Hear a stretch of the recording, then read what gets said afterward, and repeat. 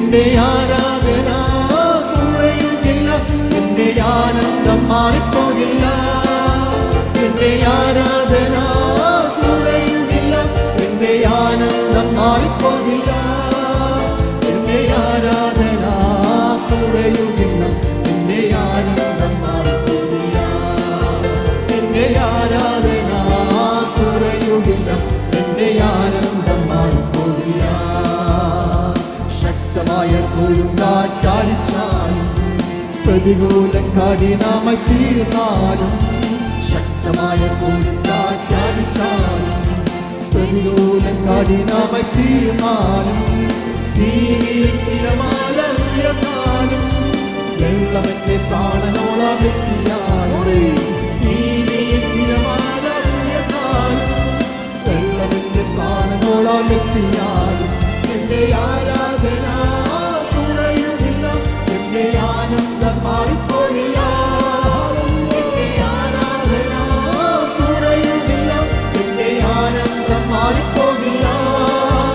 എന്റെ ആരാധന കുറയുകില്ല, എന്റെ ആനന്ദം മാറിപ്പോകില്ല. എന്റെ ആരാധന കുറയുകില്ല, എന്റെ ആനന്ദം മാറിപ്പോകില്ല. നഷ്ടം മാത്രം മുന്നിൽ കണ്ടാലും കണ്ണുനീരിൻ താഴ്വരയിലായിരം. നഷ്ടം മാത്രം മുന്നിൽ കണ്ടാലും കണ്ണുനീരിൻ താഴ്വരയിലായിരം.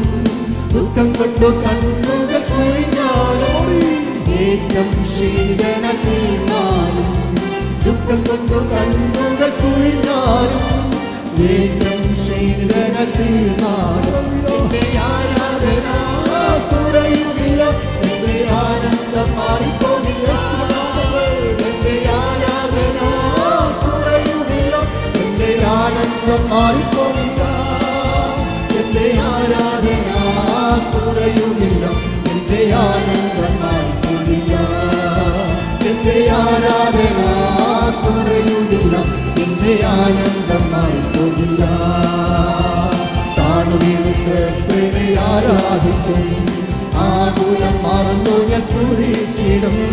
താണുവീഴുത്തേ ആരാധിക്കും, ആകുലം മറന്നു ഞാൻ സ്തുതിച്ചിടും. മഹത്വത്തിൻ യോഗ്യന കുഞ്ഞാടേ ആരാധിച്ചിടും നിന്നെയും. മഹത്വത്തിൻ യോഗ്യന കുഞ്ഞാടേ ആരാധിച്ചിടും നിന്നെയും. എന്റെ ആരാധന കുറയുകില്ല, എന്റെ ആനന്ദം മാറിപ്പോകില്ല. എന്റെ ആരാധന കുറയുകില്ല, എന്റെ ആനന്ദം മാറിപ്പോകില്ല.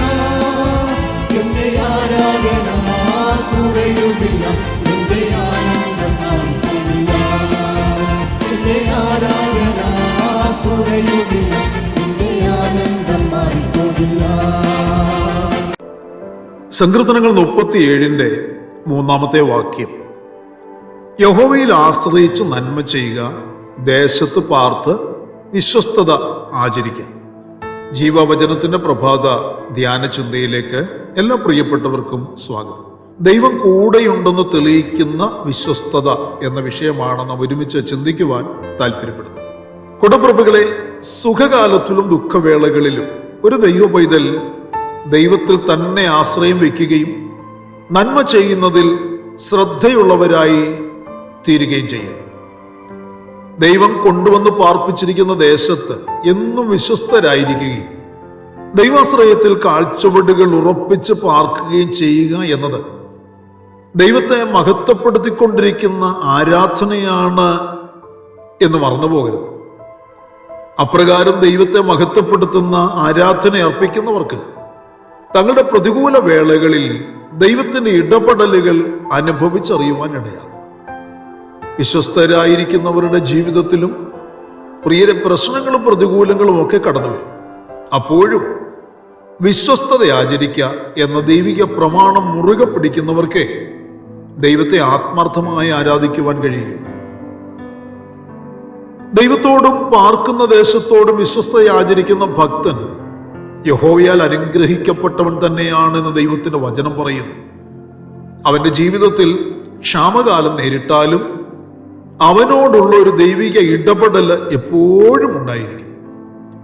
ക്ഷാമത്തെ നേരിടുവാൻ കഴിയാതെ മിസ്രൈമിലേക്ക് ഇറങ്ങിപ്പോകാൻ നോക്കേണ്ട ആവശ്യമേ ഇല്ല. ഞാൻ നിന്നോട് കൽപ്പിച്ചിരിക്കുന്ന ഈ ദേശത്ത് തന്നെ പാർക്ക, ഞാൻ നിന്നോടുകൂടെ ഇരുന്ന് നിന്നെ അനുഗ്രഹിക്കും എന്ന് ദൈവത്തിന്റെ വചനം ഉറപ്പു തരുന്നു. ഇസഹാക്ക് എന്ന ദൈവ മനുഷ്യനോട് ദൈവം കൽപ്പിച്ചത് ക്ഷാമകാലത്ത് നിനക്ക് ഇഷ്ടമുള്ളിടത്തേക്ക് ഇറങ്ങിപ്പോകാതെ ഇവിടെ തന്നെ പാർക്ക എന്നതാണ്. ഇസഹാക്ക് ദൈവിക പദ്ധതി പ്രകാരം ഫിലിസ്ത്യ ദേശത്ത് ഗരാരിൽ തന്നെ പാർത്ത് ക്ഷാമകാലത്ത് വിത്ത് വിതച്ചു. അവൻ ദൈവത്തെ അനുസരിച്ചതിനാൽ 2 കാര്യങ്ങളാണ് നടന്നത്. ദൈവം തന്നെ അനുഗ്രഹിച്ചു. വിതച്ചതിൻ്റെ മേൽ 100 മേനി വിളവ് കൊടുത്തു. ഫെലിസ്ത്യർക്ക് അവനോട് അസൂയ തോന്നുമാർ ഇസഹാക്ക് അനുഗ്രഹിക്കപ്പെട്ടു എന്ന് ദൈവത്തിന്റെ വചനം പറയുന്നു. താൻ വർദ്ധിച്ചു മഹാധനവാനായി തീരുകയും തൻ്റെ ആട്ടിൻകൂട്ടങ്ങളും വളരെ ദാസീദാസന്മാരും ഉണ്ടായിരുന്നതിനാൽ ദേശനിവാസികൾക്ക് തന്നോട് അസൂയ തോന്നി എന്നാണ് ദൈവവചനം.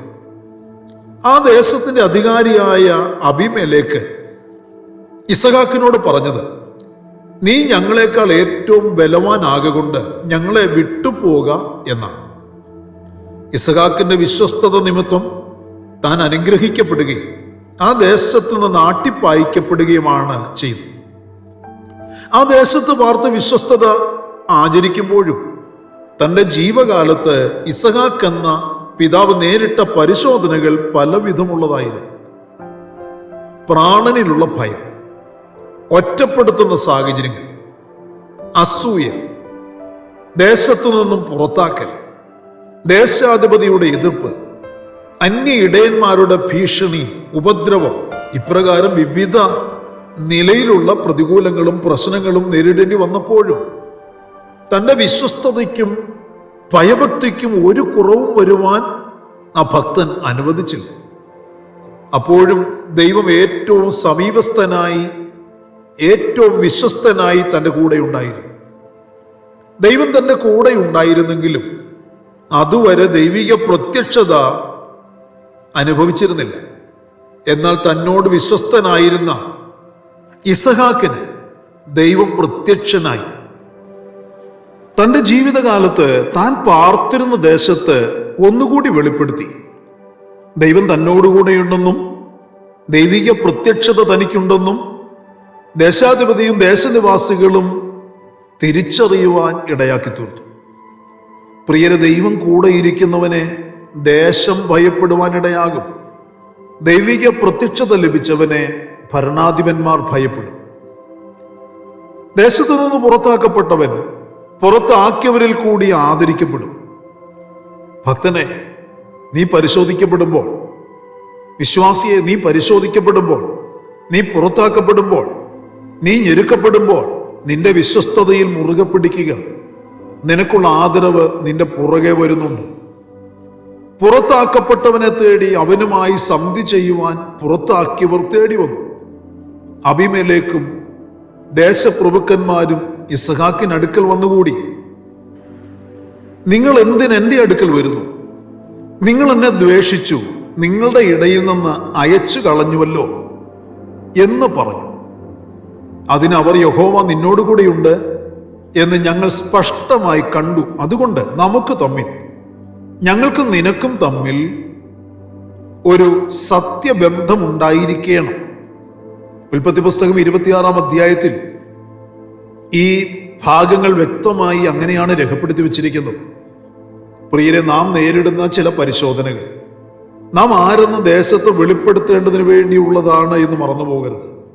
ദൈവം നമ്മോടുകൂടെയുണ്ടെന്ന് നമ്മുടെ വിശ്വസ്തത കൊണ്ടും ഭയഭക്തി കൊണ്ടും നാം തെളിയിക്കണം. ഉപദ്രവിച്ചവർ നിരപ്പ് പ്രാപിക്കാൻ വരും.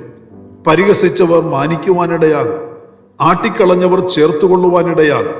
കൂടപ്പിറപ്പുകളെ, ദൈവം നിങ്ങളെ ആക്കി വച്ചിരിക്കുന്ന ദേശത്ത് ദൈവാശ്രയബോധമുള്ളവരായി പാർത്ത് വിശ്വസ്തരായിരിക്കുമെങ്കിൽ നേരിടേണ്ടി വരുന്ന ഏത് വെല്ലുവിളികളുടെയും പ്രതികൂലങ്ങളുടെയും നടുവിൽ നിങ്ങൾ തനിച്ചായിരിക്കില്ല. ദൈവം നിങ്ങളുടെ കൂടെയുണ്ടായിരിക്കും. പ്രതികൂലങ്ങളെ ദൈവം നിങ്ങൾക്ക് അനുകൂലമാക്കി തരികയും ചെയ്യും. നിങ്ങൾ ഈ ദേശത്ത് പാർത്തുകൊണ്ടിരിക്കുമെങ്കിൽ ഞാൻ നിങ്ങളെ പൊളിച്ചു കളയാതെ പണികയും നിങ്ങൾ പറിച്ചു കളയാതെ നടുകയും ചെയ്യും. നിങ്ങൾക്ക് വരുത്തിയ അനർത്ഥത്തെക്കുറിച്ച് ഞാൻ അനുദപിക്കുന്നു. യിരെമ്യാ പ്രവാചകൻ മുഖാന്തരം ദൈവം തന്റെ ജനത്തോട് ഇങ്ങനെയാണ് പറഞ്ഞിരിക്കുന്നത്. നാം ജീവിതത്തിന്റെ ഏത് സാഹചര്യത്തിലും പ്രിയരെ ദൈവത്തിന്റെ വാഗ്ദത്തത്തിൽ മാത്രം ശരണപ്പെടുക, വിശ്വസ്തയോടെ ദൈവത്തെ സ്നേഹിച്ച് സേവിച്ച് ജീവിക്കുക. നിശ്ചയമായും മാനിക്കപ്പെടും, വിടുവിക്കപ്പെടും, അനുഗ്രഹിക്കപ്പെടും, ഉയർത്തപ്പെടും. പ്രാർത്ഥനയ്ക്കായി നമ്മുടെ കണ്ണുകളെ അടയ്ക്കാം. സ്വർഗീയ പിതാവേ, നല്ല ദിവസം പ്രഭാതത്തിൽ ദൈവവചനം ഞങ്ങൾ കേട്ട് സന്തോഷത്തോടെ ദൈവത്തെ മഹത്വപ്പെടുത്തുന്നു.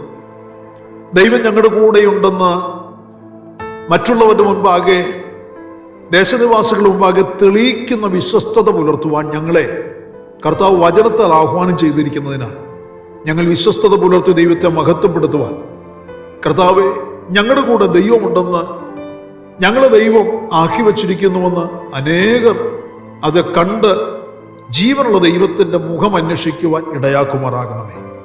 കർത്താവ് ഇത് ചെയ്യാൻ പോകുന്നവൻ കൃപയ്ക്കായി സ്തോത്രം സമർപ്പിച്ച് പ്രാർത്ഥിക്കുന്ന, ഭാരത്തിലും പ്രയാസത്തിലുമായിരിക്കുന്ന കർത്താവിന്റെ കുഞ്ഞുങ്ങളോട് കർത്താവ് ഇന്ന് പകലിൽ ഇടപെടുമാറാകണമേ. അവർക്ക് വേണ്ടി പ്രവർത്തിക്കണമേ. അവരുടെ ജീവിതത്തിൽ ചില മറുപടികളും വിടുതലുകളും കൽപ്പിച്ചു കൊടുത്ത് അനുഗ്രഹിക്കണം.